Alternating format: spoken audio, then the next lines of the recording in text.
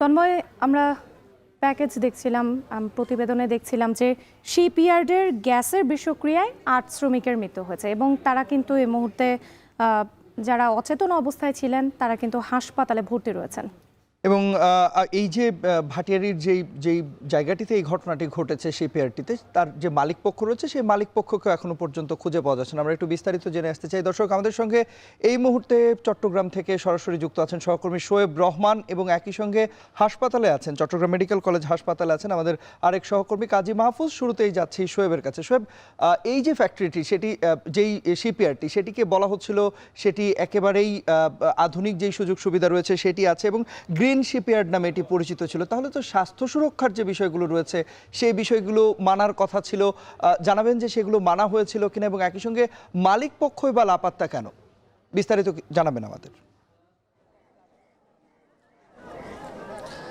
তন্ময়, যেই নীতিমালার কথা বলছেন বা যে ব্যবস্থাগুলো থাকার কথা যেগুলো বলছেন, সেগুলো শ্রমিকদের সাথে আমরা কথা বলে যেটুকু জানতে পেরেছি বা তাদের যেটি দাবি বা অভিযোগ যে এখানে সেই ব্যবস্থাগুলো ছিল না এবং তারা বলছেন যে সকালের দিকে এই ঘটনা ঘটলেও দীর্ঘক্ষণ কিন্তু শ্রমিকরা ভেতরে আটকা পড়েছিল, তাদের জন্য কোনো ধরনের অক্সিজেনের ব্যবস্থা করা হয়নি এবং একই সাথে তাদেরকে উদ্ধার করে হাসপাতালে নেওয়ার ক্ষেত্রে যে অ্যাম্বুলেন্স থাকার কথা সেটিও কিন্তু এখানে ছিল না বলে তারা অভিযোগ করেছেন। এবং একই সাথে তারা বলছেন যে যখন স্বজনরা খবর পেয়ে এই উদ্ধার তৎপরতায় অংশ নিতে চান বা তাদেরকে সেখান থেকে রেস্কিউ করে আনার চেষ্টা করেন, তখনও কিন্তু কারখানার যারা এখানে নিরাপত্তা প্রহরীরা ছিল তারা কিন্তু তাদেরকে বাধা দেয় বলে অভিযোগ করেছেন এখানকার যারা নিহত হয়েছেন তাদের স্বজনরা। এবং পরবর্তীতে তারা এক প্রকার বাধা উপেক্ষা করে গিয়েই আসলে যারা অচেতন হয়ে পড়েছিলেন তাদেরকে গিয়ে উদ্ধার করে নিয়ে আসেন এবং নিয়ে আসার পরেই কিন্তু হতাহতের চিত্রটি সামনে উঠে আসে। এবং এখন পর্যন্ত আমরা কিছুক্ষণ আগেও জানতে পেরেছিলাম যে চট্টগ্রাম মেডিকেল কলেজ হাসপাতালে 6 জনকে নেওয়া হলে সেখানে 5 জন মৃত্যুবরণ করেন এবং চট্টগ্রামের যেই দুর্ঘটনাস্থল সেই দুর্ঘটনাস্থলে 2 জনের মরদেহ আমরা দেখেছি। মোট 7 জনের কথা জানছিলাম, কিন্তু কিছুক্ষণ আগে চট্টগ্রাম মেডিকেল কলেজ হাসপাতালে আরও একজনের মরদেহ নিয়ে যাওয়া হয়েছে। অর্থাৎ এখন পর্যন্ত আমরা যেটুকু জানতে পারলাম যে মোট 8 জনের মৃত্যুর খবর কিন্তু আমরা নিশ্চিত হয়েছি। এবং এই ঘটনায় হতাহতের কথা যদি বলি, যে কিছুক্ষণ আগেও এখানে সংবাদ সংগ্রহ করতে এসে যে জাহাজটি কাটা হচ্ছিল সেই জাহাজটির সামনে সংবাদ সংগ্রহকালে একজন গণমাধ্যম কর্মী তিনি অচেতন হয়ে পড়েন এবং তাকে দ্রুত ফায়ার সার্ভিস কর্মীরা উদ্ধার করে হাসপাতালে নিয়ে যেয়ে তার চিকিৎসার ব্যবস্থা করেছেন। এবং এর আগে যারা হতাহত হয়েছেন আমরা জানতে পেরেছি মোট 5 জন আহত হয়েছেন বলে আমরা কিন্তু খবর পেয়েছি। দুর্ঘটনার পর এখানে যারা নিহত হয়েছেন তাদের স্বজনরা এসেছেন, তাদের আহাজারি আপনি দেখছিলেন এবং একই সাথে প্রশাসনের যারা কর্মকর্তারা রয়েছেন তারাও কিন্তু এই দুর্ঘটনাস্থলে ছুটে এসেছেন। পুলিশের ঊর্ধ্বতন কর্মকর্তা এসেছেন, ফায়ার সার্ভিসের কর্মকর্তারা এসেছেন, র্যাব সদস্যরা এসেছেন এবং তারা কিন্তু এখানে যেই ক্ষতিগ্রস্ত যে পরিবারগুলো রয়েছে তাদের সাথে কথা বলেছেন এবং তারা বলছেন যে এখানে আইন অনুযায়ী যদি কোনো ব্যবস্থা নেওয়ার প্রয়োজন পড়ে বা যদি সে ধরনের পরিস্থিতি তৈরি হয় সেক্ষেত্রে তারা অবশ্যই আইন অনুযায়ী ব্যবস্থা নেবেন। এবং যেহেতু বিক্ষুব্ধ শ্রমিক এই ঘটনার পরেই কারখানায় ভাঙচুর চালিয়েছেন এবং সেই কারণে কিন্তু মালিক পক্ষের কাউকে এখানে স্পটে পাওয়া যাচ্ছে না। তবে তাদের সাথে আমরা কথা বলেছি, তারাও কিন্তু বিষয়টির ব্যাপারে সমাধানের উদ্যোগ নিচ্ছেন। তন্ময়, শোয়েব রহমানের কথা শুনছিলাম। এবার একটু কাজী মাহফুজের কাছে যেতে চাই, যিনি আছেন চট্টগ্রাম মেডিকেল কলেজ হাসপাতালে। মাহফুজ, আপনার কাছে জানতে চাই, 8 জনের মরদেহ এখন পর্যন্ত এখানে মেডিকেলে রাখা হয়েছে, নতুন করে আর কেউ ভর্তি হয়েছেন কিনা, কোনো তথ্য রয়েছে কিনা? একই সাথে জানতে চাই, আমরা আমাদের সহকর্মীর মাধ্যমে, শোয়েবের মাধ্যমে শুনছিলাম একজন গণমাধ্যম কর্মীও রয়েছেন, তার এখন এই মুহূর্তে কি অবস্থা, অচেতন অবস্থায় তিনি রয়েছেন এবং যারা মারা গেছেন তাদের স্বজনরা আসলে কি বলছেন এই মুহূর্তে?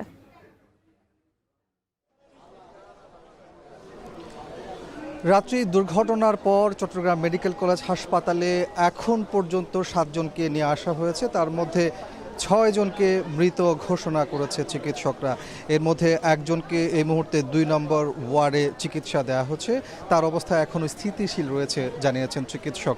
আপনি জানেন যে আজ সকালে মূলত ভাটিয়ারিতে যে শিপইয়ার্ডে ভয়াবহ দুর্ঘটনা ঘটেছে সেখানে ঘটনাস্থলে কিন্তু 3 জন মারা যায়। পরবর্তীতে চট্টগ্রাম মেডিকেল কলেজে আনার পর এক প্রথম পর্যায়ে আমরা দেখেছি 5 জনকে মৃত ঘোষণা করা হয়। এরপর একটু আগে আরেকজনকে নিয়ে আসা হয়েছিল, তাকেও চিকিৎসক মৃত ঘোষণা করেছে। এখানে যারা আহত হয়েছেন তাদেরকে যারা নিয়ে এসেছেন তাদের অনেকের সাথে আমরা কথা বলেছি, তারা বলছেন শিপইয়ার্ডের নিরাপত্তা ব্যবস্থা নিয়ে এক ধরনের অভিযোগ তারা আমাদেরকে করেছেন যথাসময়ে অ্যাম্বুলেন্স না থাকা, চিকিৎসক ব্যবস্থা না থাকা, একই সাথে শুক্রবার আজকে সাপ্তাহিক ছুটির দিন, আজকেও এখানে যে শিপইয়ার্ডে কাজ করা হচ্ছে এটিকেও কিন্তু তারা ভালোভাবে দেখেনি। ফলে এ সকল কারণগুলোকে তারা আজকের এই ভয়াবহ দুর্ঘটনায় একই সাথে 8 জনের যে মৃত্যু সেই মৃত্যুর জন্য কারণ হিসেবে তারা দাঁড় করিয়েছেন। এখানে আমরা যারা এখানে সকাল থেকে দেখছি যাদেরকে নিয়ে আসা হয়েছে তাদের অনেকের সাথে পরিবারের স্বজনদের সাথে কথা বলছে যে একেবারে এখানকার মেডিকেলের পরিবেশ ভারী হয়ে উঠেছে তাদের কান্নায়, স্বজনদের কান্নায়।